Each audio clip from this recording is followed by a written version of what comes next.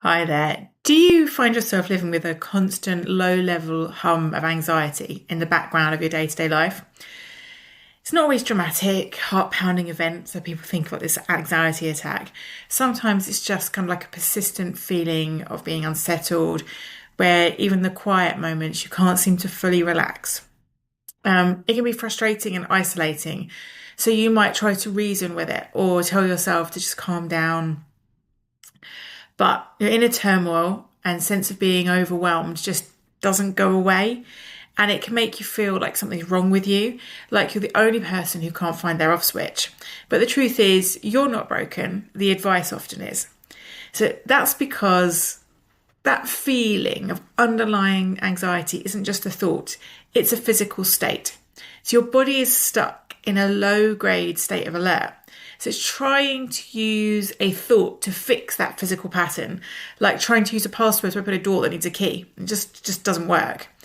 So in this episode of Reflections of the Sacred Self, I'm going to show you a powerful somatic tool that physically resets your body's stress response for some near instant relief. So you won't be told to just breathe. You'll learn how to use your body to signal safety directly to your nervous system. So this is a tool you can use anywhere, anytime to find your way back to solid ground. So before we jump in, just a gentle reminder, this video isn't meant to replace professional medical health advice. It's designed to be a supportive tool to use alongside, not instead of professional therapy. If you're dealing with anxiety or other mental health challenges, please reach out to a qualified professional. So let's just go into a little bit about your anxiety. So, because you want to understand why this somatic trick actually works, at first we need to understand what's happening in your body when you feel that constant hum of anxiety. So imagine your nervous system has like two pedals. It's got the accelerator or the gas pedal and the brake. And the gas pedal is your sympathetic nervous system. It's your fight or flight response. Now, I'm going to say this is very, very simplified. It's slightly more complicated than this, but we're going to keep it simplified for these purposes. So when your brain perceives stress, whether it's like a real threat or chronic low-grade stress, like a looming deadline or a packed schedule, there's just a lot going on. It might be gentle but persistent. Rest its foot on the gas pedal. So it's just kind of like just gently pushing it. So it's just gradually going faster and faster. So it might not always feel like anxiety in the sense of like I'm having an anxiety attack, so my heart's racing and I'm really like feeling anxious. It can be more subtle, like muscle tension, restlessness, or feeling on edge. And your body is simply stuck in a state of preparedness. So the brake pedal, on the other hand, is all like controlled by the vagus nerve essentially, and it's the parasympathetic nervous system. And this is the rest and digest stage. And when it's active, your heart rate slows, your muscles relax, and your body knows it's safe. So you can finally rest, repair, and recover. So we want to act, and in life, what we're doing constantly when we're living is a bit of brake, bit of gas, bit of brake, because we need a bit of gas sometimes. Otherwise, we'd never do anything. So it's balancing that out. And when we're in anxiety, we've got a bit too much gas and not enough brake. So the persistent underlying anxiety is what happens when your foot is constantly on the gas. So your body is simmering with stress hormones because it thinks there's a persistent problem. There is something kind of overhanging that you've not dealt with. And so even if you're trying to sit and relax, it's still sitting there underlying. Now, so a lot of the evidence tells you to calm down, to just relax. And it's kind of like a cognitive command, a thought, like you can think yourself into a relaxed state. When your body's in this state of chronic alertness, the physical symptoms of unease are just too persistent. So your body is telling you you're at risk. So you're not going to be able to think your way out of it because most of the signals are going from the body to the brain. So your body is running the show in this situation. So this is where somatic practices come in. And soma means body. So instead of trying to shout over the persistent hum of stress, we use a physical action to talk directly to the alarm system's control center, and that will then send a message up to the brain that it can ease off as well. And we use the body to speak to the body in a language it actually understands. We need to send our nervous system a clear physical signal that says the threat's over, you're safe now, and you can take your foot off the gas. You can put a little bit on the brake. And the technique I'm about to show you does exactly that. So I'm going to do a bit of an introduction and then we'll do the actual practice together. So this simple technique we're going to use combines two somatic tools, a specific breathing pattern called the psychological sigh and a practice called self-holding. So I'm going to start by explaining the psychological sigh, which is not just a deep breath. It's like a specific pattern our bodies naturally use to release build-up tension. So you've probably seen animals do it after a tense moment, and you've almost certainly done it yourself, even without noticing. So after crying or as you're falling into a deep sleep. So it's a double inhale through the nose, followed by one long, slow exhale through the mouth. And the reason it's so powerful is that your lungs are filled with millions of tiny air sacs called alveoli.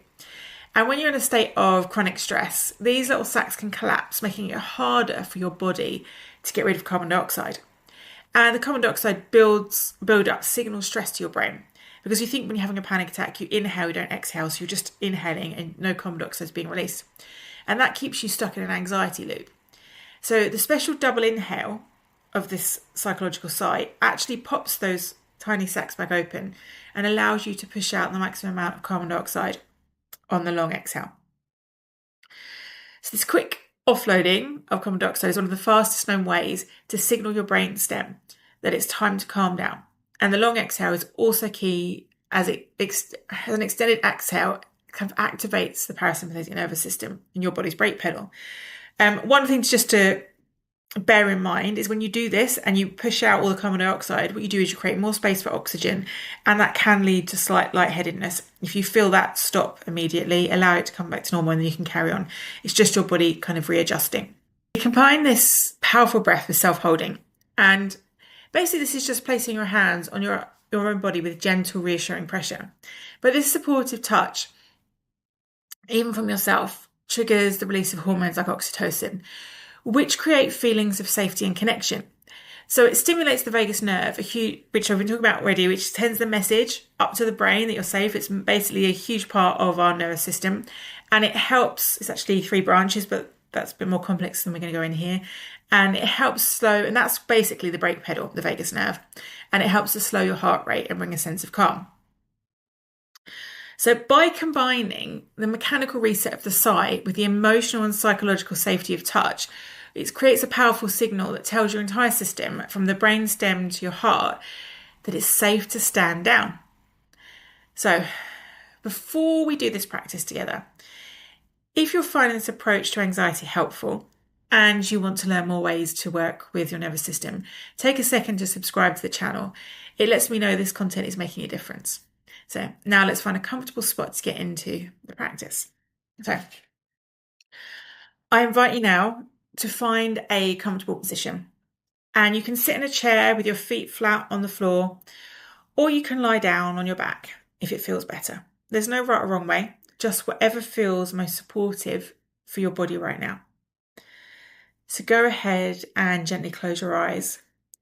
Or if that doesn't feel safe, you can just soften your gaze and look down towards your lap. So first, let's take a quick before snapshot. Without changing a thing, I just want you to notice how your body feels.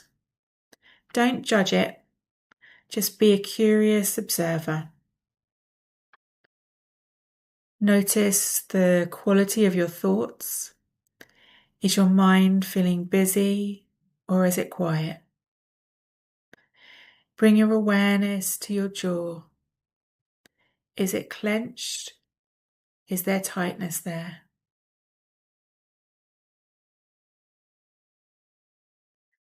Scan down to your shoulders. Are they holding tension? Are they creeping up towards your ears? Notice your chest. Does it feel tight or heavy? What's the quality of your breath? Is it flowing freely, or does it feel a bit restricted? Finally, on a scale from 1 to 10, where 1 is totally at ease and 10 is the highest level of inner turmoil you can imagine, Just gently give the feeling in your body a number, just for you. Tuck that number away for a minute.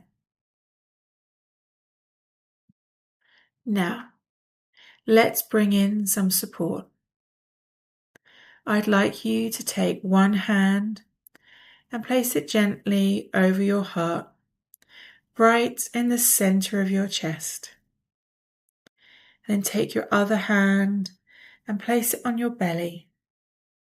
You can arrange them however feels most natural. Just let them rest there. Feel the warmth of your hands on your body. Feel that gentle, reassuring pressure.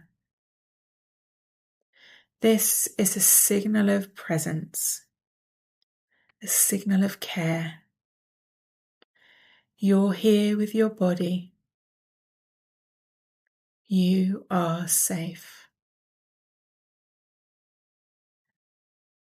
Just take a moment to breathe normally, feeling the gentle rise and fall of your chest and belly under your hands. There's nothing to do or fix. Just feel that contact.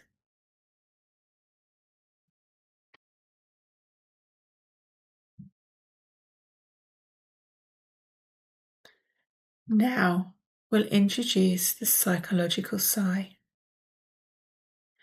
We're going to take a full, deep inhale through the nose.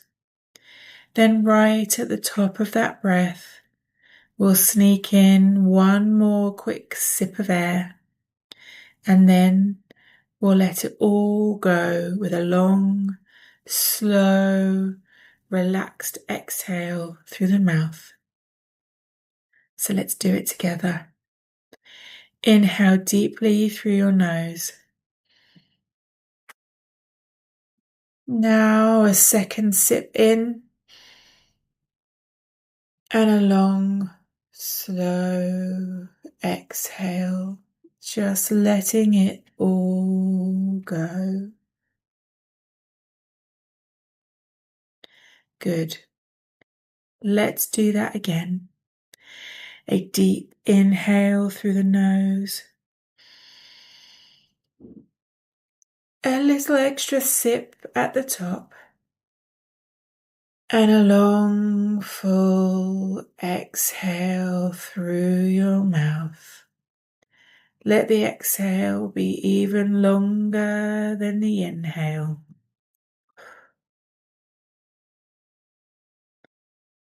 One more time, just like that. Deep breath in through the nose. One more sip. And release. Let your shoulders drop as you exhale. Let your jaw soften.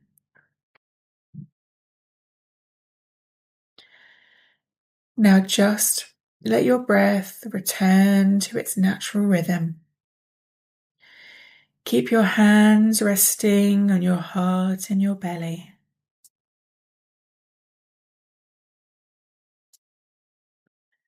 So we're now going to do another cycle of 3 sighs together.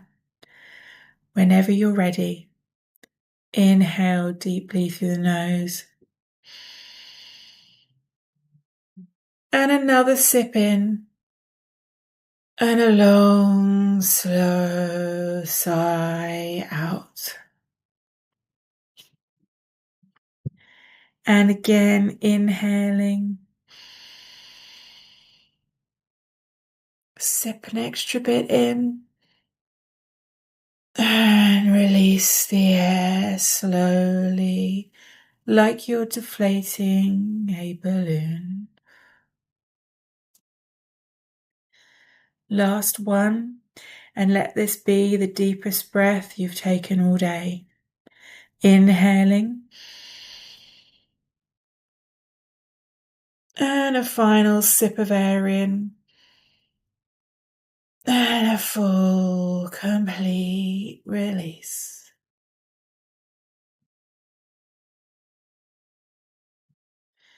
Now, just be still for a moment. Let your breathing be easy and natural. Keep your awareness on the feeling of your hands. Notice the warmth spreading through your chest, the gentle weight on your belly. What you're feeling in your body now, just notice it. Can you notice any shifts, no matter how small? Maybe a little more space in your chest, a sense of heaviness in your arms and legs as they begin to release. Maybe the pace of your thoughts has slowed down, even just a little. Just stay with these new sensations for a few more moments.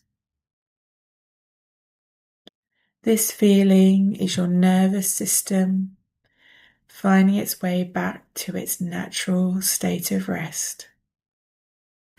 You didn't force it, you simply gave it the right conditions to do what it knows how to do. Now, I invite you to bring your awareness back to your whole body, just like we did at the start. Let's take that after snapshot. Notice the space behind your eyes. Notice your jaw now, the position of your shoulders. Feel into your chest. What is the quality of your breath now? And gently check back in with that number from 1 to 10. Has it shifted? Is it maybe a little lower now than before? Notice the difference. This feeling of calm, this quiet. This is your natural state. It was here all along. The background hum of unease was just a signal that got stuck. And this practice helped you reset it. The important thing to realize is that you didn't think your way into this state. You didn't rationalize with the anxiety. You gave your body a direct physical experience of safety, and your mind followed. That's the power of the somatic approach. You changed your physical state to change your mental and emotional state. So what you've done is just a huge act of self-regulation. You now have a physical tool that you can use to navigate the daily currents of anxiety. This tool is yours to keep. You can use it anywhere, anytime. In a meeting, at work, in your car, in the middle of the night when you wake up with a busy, worried mind. Just 1, 2, or 3 psychological sighs can be enough to interrupt the pattern of chronic stress and bring you back towards your center. So I encourage you to practice this, not just when you're feeling anxious, but in moments of calm too, because that helps to build up the vagal tone and strengthen your nervous system resilience. So that then means that it acts more quickly and it has that strength to bring you back to center much more quickly. So as you do this, you're teaching your nervous system essentially so that it knows how to find its way back to safety, making it easier and quicker to get there when you really need it. So you have the power to feel safe in your own body. You just need to learn its language. So remember to save this video to come back to it if it was useful. And if you did find it helpful, please share your experience in the comments below. Reading about your shifts can be incredibly validating and encouraging for others on the same journey as you as well. And if you'd like to keep exploring how to befriend your nervous system, be sure to subscribe and hit the notification bell. And also, I'll drop a link below to my free group on School where I have other practices, ways to connect more deeply, and I'd love to invite you to come and join me there as well. But until then, I'll see you soon.